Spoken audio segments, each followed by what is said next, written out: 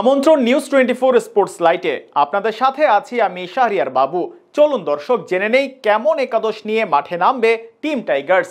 বিস্তারিত জানবো রিপোর্টের বাকি অংশে। ওপেনিংয়ে এনামুল হক বিজয়, অন্যদিকে ভক্তদের চাওয়া ফিরে আনা হোক সাব্বির রহমানকে। পাকিস্তান সিরিজে সাব্বির না থাকলেও শ্রীলঙ্কা সিরিজে কি সাব্বির সাইফুদ্দিনদের সুযোগ মিলবে? পাকিস্তানের ব্যর্থতার পর আবারও মাঠে নামবে বাংলাদেশ শ্রীলঙ্কার বিপক্ষে। তবে কেমন হবে বাংলাদেশের সেরা একাদশ, চলুন সেটাই জেনে নেওয়া যাক। আগামী মঙ্গলবার 17 জুন থেকে মাঠে গড়াবে শ্রীলঙ্কার বিপক্ষে বাংলাদেশ দলের পূর্ণাঙ্গ সিরিজ।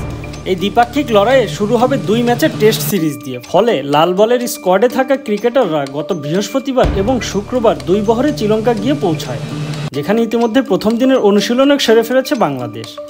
শ্রীলঙ্কায় পৌঁছানোর পর গতকাল জিম সেশন ও একটি ভলিবল ম্যাচ খেলেছে টাইগাররা।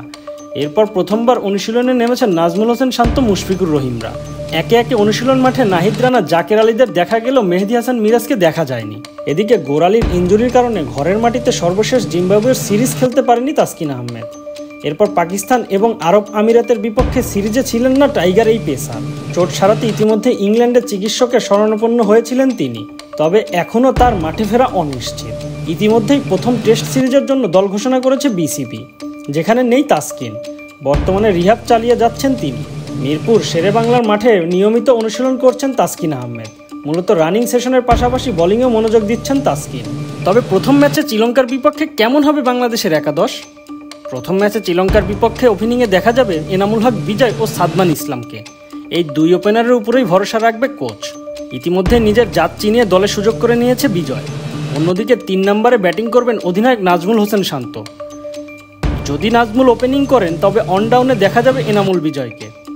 4 নম্বরে ব্যাটিংয়ের আস্থার বড় নাম মমিনুল হক, যদিও খুব একটা ছন্দে নেই তার ব্যাট। তবে মমিনুল হক জানেন কিভাবে বড় রানের স্কোর করতে হয়।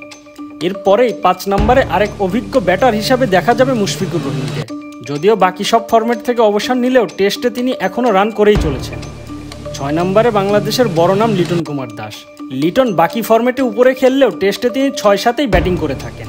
7 নম্বরে দেখা যাবে অলরাউন্ডার মেহেদী হাসান মিরাজকে।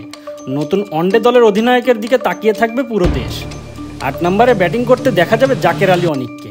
উইকেট কিপারে মুশফিকুর রহিম না থাকলে জাকিরকেই দেখা যাবে উইকেটের পিছনে। এছাড়াও 9 নম্বরে স্পিন স্টার তাইজুল ইসলাম, আর বাকি 2 পেসার হবেন হাসান মাহমুদ ও নাহিদ রানা। এমন স্কোয়াড নিয়ে প্রথম দিনের টেস্ট ম্যাচে খেলতে নামবে বাংলাদেশ।